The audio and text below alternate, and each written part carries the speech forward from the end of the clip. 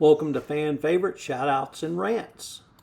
All right, ladies and gentlemen, we are now off to fan favorites, shout outs, and rants. We're going to keep the same order. Mr. Armstrong, you want to book in what was almost a rant to your official shout out and or rant?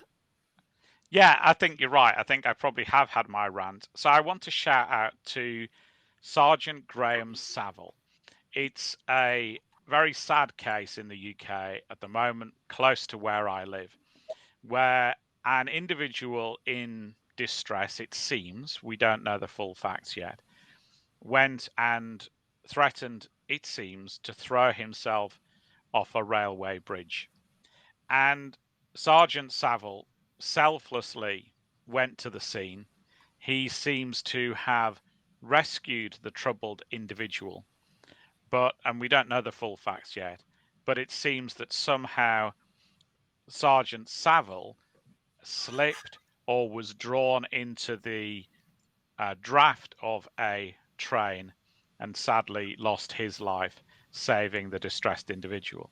So I think a shout out to Sergeant Saville and those like him who selflessly try and save others when they're in distress. And also, I know we've said it before, it bears repeating.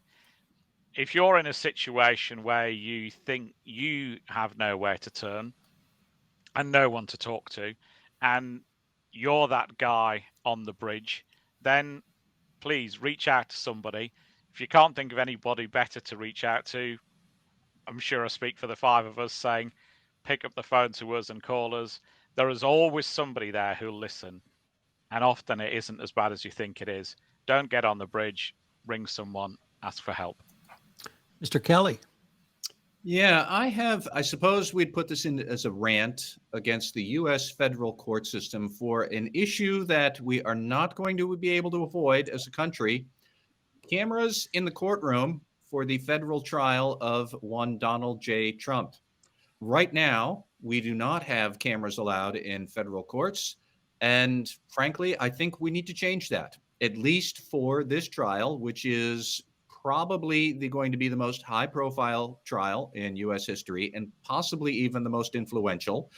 The people have a right to see what this wackadoo who tried to overthrow the peaceful transfer of power in this country, what this guy is really. You'll notice he never really speaks other than to safe zones or in safe spaces with safe friends like Tucker Carlson or some other right-wing crackpot.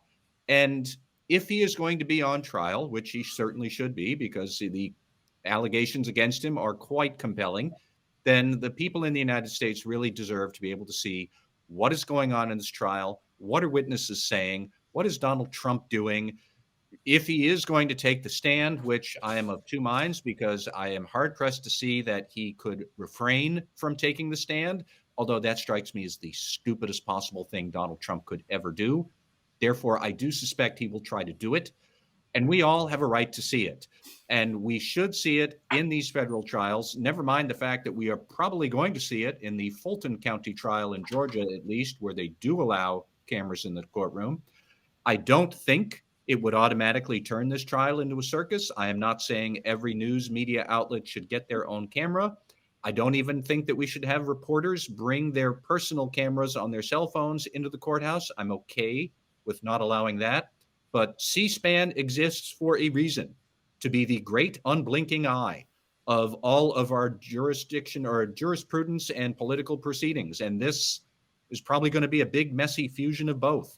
Set up on camera, let it stream while he does it. And I am hard-pressed to see a scenario where we could have this trial happen without that sort of visibility into it. If we all just rely on those little sketchy artist renderings and printed word summaries of it, I think the American people are going to have a really tough time with that. And we're going to have to let a camera into that courtroom. Karen Woody, the bar is set high. What do you have for us? I think, pulling some of the themes from today together, I have a shout out to Greta Gerwig and to Barbie. I have to say, I finally went and saw it. I didn't have very high expectations. I wasn't sure what I was getting into, but Greta Gerwig does not pull any punches about the message of this movie. And the idea that this particular film has outperformed any other summer blockbuster, past Avengers, Harry Potter, name it, is unbelievable. It's still shocking to me. There's a little bit of disconnect that this country, of all places, the majority of these people likely have seen this, given some of the things in the other parts of the news. But I think it's a step in the right direction. So I'm thrilled. I'm thrilled that it's done so well. And it's actually an excellent movie. So that's my shout out. Jay Rosen, batting in the cleanup spot. That's going to be tough to top Barbie, but I'm going to talk about soccer again, and not your football, but the South Orange County Compliance and Ethics Roundtable, which had its first meeting this Tuesday in Irvine. And I'd like to thank my co-hosts, Mary Shirley and Kurt Stitcher, and along with Christy Grant Hart, who provided some beverages and appetizers, and my folks back in Boston at Affiliated Monitors. So I know you've been to some of these, I guess, happy hours, Matt, with Mary when she was in the Boston area, but it's amazing to me that in my little postage stamp part of the world in Orange County that we have people who care about ethics and compliance, and just like everybody here on the broadcast, it's great to bring the tribe together. So hopefully we will get together in Q4.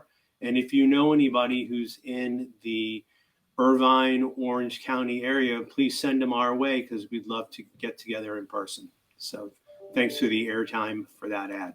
Okay, we have a killer asphalt truck in front of my house, so I don't know how well this is going to work.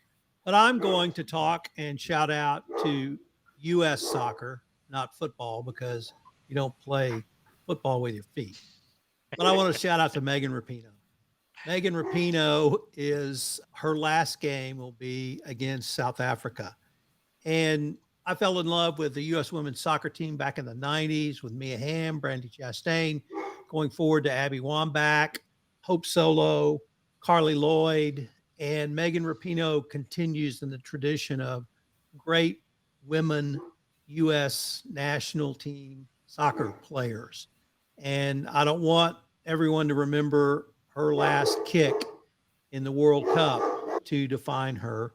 She has been a leader on the field, but equally a leader off the field with social justice and equal pay for women.